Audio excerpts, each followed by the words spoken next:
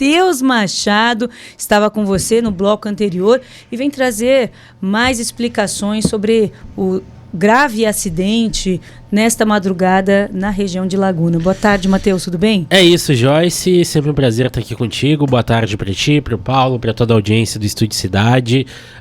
Sim, é isso mesmo, né? Da Rádio Cidade, do portal, tudo certo, tá em casa. Também é colunista, então tá tudo certo. Isso, a gente ainda tem lá, ainda tem o login, né? Se tiver que escrever, tá lá. Pelo menos eu acho, né? Mas vamos lá, assim, Joyce, é triste, né? A gente teve esse acidente grave, tá? O acidente aconteceu por volta das 4 horas da manhã. Estive lá ainda há pouco, durante a manhã, boa parte da manhã, eu estive lá, tá? E, bom, o acidente aconteceu entre os quilômetros 296 e 297, no sentido norte da BR-101. Ali, pra quem não sabe, é praticamente a divisa entre Imbituba com Laguna. Tu passou o pedágio, andou mais um pouco, é praticamente ali, na região de Itapirubá já, inclusive. Então a gente teve esse acidente, a gente tem algumas imagens, a gente vai estar botando aí na live também, já ficou o convite pro pessoal acompanhar, quem ainda não viu, imagens exclusivas aqui da Rádio Cidade, inclusive, eu estive lá pela manhã e olha, chama atenção que triste, o estado que ficou o ônibus, né, não sei se o Paulo consegue botar aqui na TVzinha também pra Joyce acompanhar, porque, olha, o jeito que ficou o ônibus realmente chama atenção. Meu Deus, o impacto que foi, céu, né? Agora sim, o impacto que foi. Então vamos lá, o que aconteceu? Essa é a frente do ônibus, ó, pra quem eu dei um zoom ali porque esse zoom, tá? Vamos lá. O ônibus ele atingiu um poste da rede de energia elétrica. Com isso, cerca de 300 unidades da região ficaram sem luz. E provavelmente ainda estão. É que nesse momento eu não tenho contato de ninguém. Alô, ouvinte, se tiver alguém de Itapirubá, manda mensagem para nós. Vamos lá, o que aconteceu? Esse ônibus, ele é um ônibus, até vi um pessoal criticando nas redes sociais porque foi divulgado como um ônibus de turismo. Bom, quem disse isso não sou eu, Matheus, é a Polícia Rodoviária Federal. Falou que sim, é um ônibus de turismo. Esse ônibus, ele partiu de Porto Alegre com destino a Curitiba. Meu Deus. Por volta das 4 horas, então, ele sofreu esse acidente aqui na região de Laguna, entre Laguna e Imbituba. Bom, o ônibus, ele acabou saindo da pista, colidiu com esse poste que eu mencionei e ficou tombado. Infelizmente, a gente teve uma vítima, um senhor de 60 anos, sim, preso às ferragens, não resistiu. Além dele, a gente teve outras 3 pessoas que a gente pode dizer que tiveram maiores ferimentos. Uma mulher em estado grave, encaminhada ao Hospital São Camilo de Imbituba. Além disso, uma criança também, de 8 anos, se eu não me engano, ela também esteve ferida, mas não tão gravemente, tá? E um outro passageiro também um pouco mais ferido. Além desses 4, e aí a gente já tá contabilizando o óbito, né? A gente... os outros passageiros, a gente pode dizer que apenas escoriações leves ou até mesmo ilesos desse acidente, tá, Joyce? E vamos lá. Ainda sobre isso, que eu mencionei a questão da eletricidade. Bom, como pegou o poste, tem umas imagens, dá pra ver aqui, ó, fio caído pra tudo que é lado. A Celesc foi acionada, tá? Teve que fazer o corte ali da energia pra, enfim, não deixar esses cabos energizados, né? E o que aconteceu? Muitas casas, a gente está falando de quase 300 casas, entre os bairros Itapirubá e Nova Fazenda, quase 300 unidades consumidoras sem energia elétrica.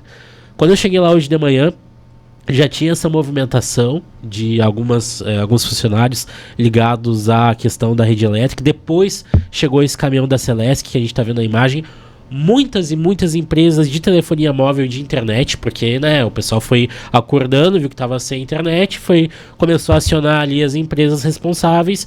Então, assim, ó, tinha cabo caído para tudo que é lado. E eu conversei com esses trabalhadores aí, né, e claro, não foi assim algo que eu entrei em contato com a central da Celesc, mas eu conversando com o pessoal, porque, pô, já trabalham com isso, tem experiência. Olha, cara, não, isso aí vai o dia todo de serviço pra voltar à luz só lá no fim da tarde. Então por isso até que eu convoquei a audiência pra saber como que tá essa situação, porque não estamos lá agora nesse momento, né? E a previsão é que a luz voltasse só no fim da tarde. Tamanho foi o estrago ali, né? Então, assim, esse ônibus, ele arrancou o poste fora, o pessoal teve que vir, claro, guinchar o ônibus, tirar o ônibus daqui e colocar um novo poste no lugar, puxar toda a fiação de novo e fazer a religação da energia elétrica. Então, assim, um transtorno claro, o dia inteiro de serviço, 2 caminhões guinchos, tá, usados para conseguir primeiro destombar o caminhão e depois tirar ali da via marginal e poder levar ele embora. Vale destacar, trânsito na BR-101, tá? Felizmente a gente até houve ali uma certa lentidão no começo da manhã, de madrugada, lembrando que esse acidente aconteceu por volta das 4 da manhã. Então no começo da manhã teve ali uma lentidão. Imagina, ele provavelmente todos dormindo, descansando. Tá? Muita gente. Provavelmente, de repente, uma motorista para bater num poste desse, provavelmente também. Muitos relatos de que o pessoal acordou no susto. Foi Meu só Deus, quando já estava girando. Uma excursão, você vem na confiança para passear. Nossa, que tristeza. Isso é claro que não estou crucificando ninguém, quem somos nós por isso, né? Mas tá aí, ó, a atenção contínua, a atenção aí na estrada, principalmente motoristas que pegam estradas na madrugada e estão aí com responsabilidade de uma turma junto com ele. Pois é, vamos lá então, Joyce. A empresa do ônibus, tá? A empresa Nordeste, como dito pela PRF, é uma empresa de turismo, no entanto, é uma viagem muito corriqueira, tá? O destino ali era Porto Alegre e Curitiba. Então, enfim, e a gente se coloca nessa situação muito triste quando tá lá, porque, vamos lá, eu, pelo menos, tenho familiares em outro estado, minha namorada constantemente pega o ônibus de Laguna e vai pra Porto Alegre, entendeu? E aí quando eu cheguei ali pra ver as imagens do acidente, tu olhava pro chão, era resto de banco, era uma toalhinha, que de repente era de uma criança, entendeu? Então assim, infelizmente a gente teve um óbito e outra vítima em estado grave, mas não passou disso. E pelas imagens... Nossa, foi um estrago. Foi um estrago. Podia ter sido muito pior, tá? A respeito de quantidade de passageiros. E aqui vai uma informação... Imagina o frio na madrugada, o pessoal saindo naquele apavoro, o choque que eles não estavam. Isso é o pessoal que vem de Porto Alegre a Curitiba, não sabe nem onde está, né? Com então, certeza, uma região ali, né, que ainda bem que teve a marginal para eles se abrigarem, mas tu imagina... Exatamente. E isso é um ponto interessante. Eu falava do trânsito. Então, felizmente, a gente não teve um problema maior com relação ao trânsito na via expressa da BR, porque o acidente foi mais já na marginal, né? O ônibus veio vindo, parou na marginal. E as equipes ali conseguiram, né, mobilizar os caminhões, as ambulâncias, tudo na marginal. Então, a BR mesmo não precisou haver uma intervenção. Isso foi bom, né, para conseguir fazer a remoção do ônibus, que é um grande ônibus. A respeito também da empresa. Tinha alguns representantes dessa empresa lá na hora do acidente, tá? É óbvio que não quiseram conversar com a imprensa, até pelo que notei, houve uma demora, até não sei se já foi publicado algum posicionamento oficial, mas até ali questão de 10, 11 da manhã não havia um posicionamento oficial da empresa ainda sobre o acidente. E aí, a respeito de passageiros, Joyce, vamos lá. No primeiro momento, foi informado que seriam 33 passageiros dentro do ônibus, tá? Depois, houve uma atualização. O CCR Via Costeira informou que não eram 33, que eram 28. Depois de um tempo, eles apagaram essa atualização e colocaram que o número de passageiros ainda estava em apuração. Então, assim, até nas participações ao vivo aqui na rádio, eu disse, olha, é uma informação incerta, porque cada hora está mudando, né? De 33 para 28, mas a gente deve trabalhar assim com o número de 33, é o número que a PRF manteve ali, não apagou em nenhum momento e tudo mais. A própria CCR também disse ser 33, mas que ainda estava apurando, então a gente mantém esse número de 33 passageiros. Vi uma outra reportagem que citou 34, então assim, o que a gente pode dizer, mais de 30, tá? De 30 com certeza a gente teve. O saldo, se a gente for falar em números, acaba sendo positivo. 30 pessoas, o tamanho da porrada que foi e as imagens, o jeito que destroçou o ônibus, foi uma sorte, né? Olha, estava em alta velocidade. Provavelmente estava em alta velocidade. No mínimo, para ter esse estrago, porque se vai em baixa velocidade não aconteceria isso. Será que foi um mal súbito do motorista? Tem relato do que aconteceu? Ainda não. A PRF foi bem taxativa nesse sentido, de que não haveria, nesse momento, informações da dinâmica do acidente.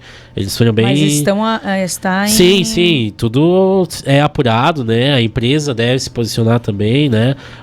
E vai destacar o estado de saúde do próprio condutor, ainda que não foi uma dessas vítimas ali mais afetadas mais gravemente, mas com certeza também deve ter precisado ali de algum socorro. Todo mundo, quando tombou, tu imagina o susto. E eu vou falar para você que é raro as pessoas que estão viajando, ainda mais com excursão, colocar o cinto de segurança, Matheus. Até a gente tem que ser muito correto nesse sentido e colocar os cintos de segurança.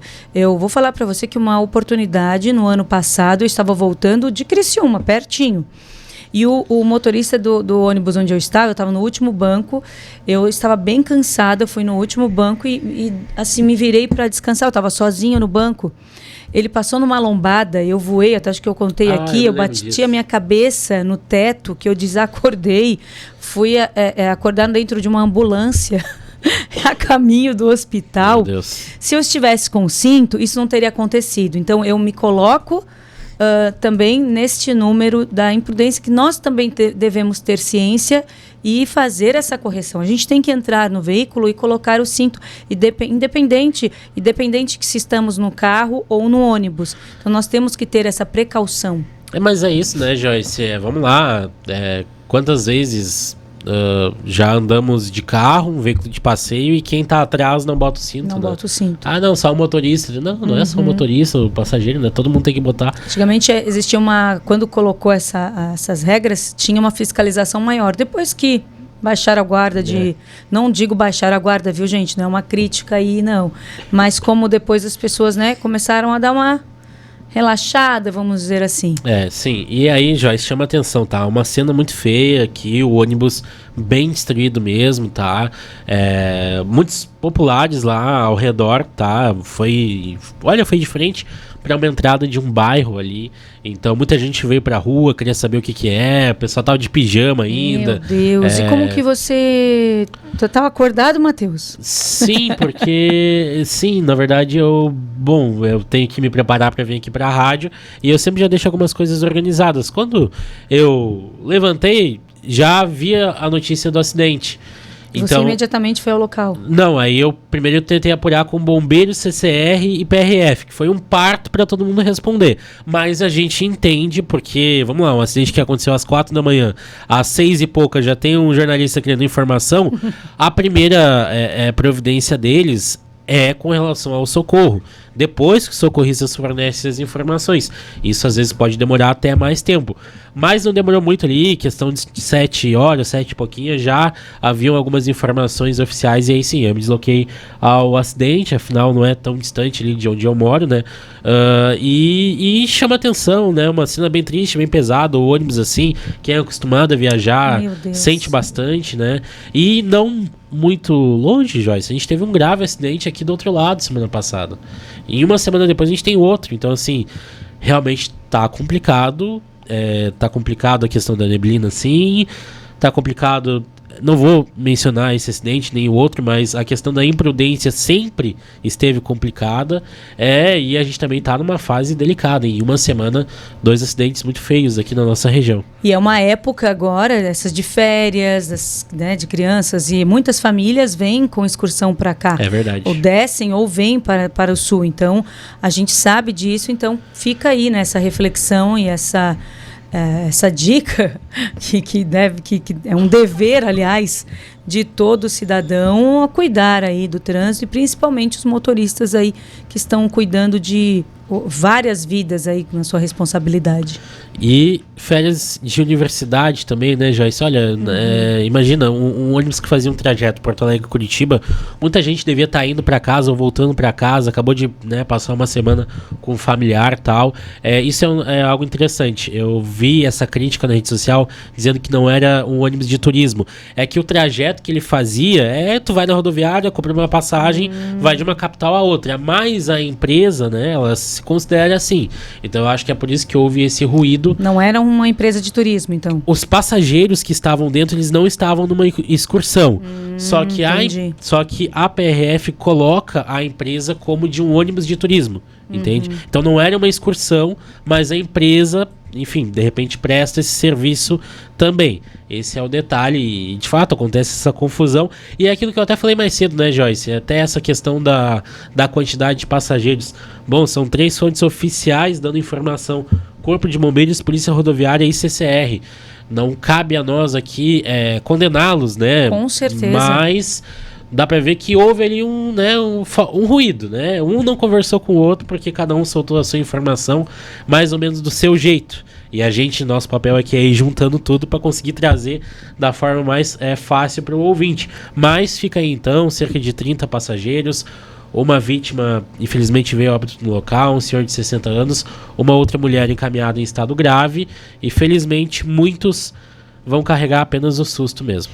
Olha, nossa solidariedade a todos os envolvidos e que, né, boa recuperação a quem está hospitalizado e também, né, solidariedade à família dessa vítima, infelizmente aí que foi ceifada. Matheus, eu quero agradecer demais a tua participação, sempre é um prazer te receber no Estúdio Cidade, muito obrigado de coração e fica com a gente.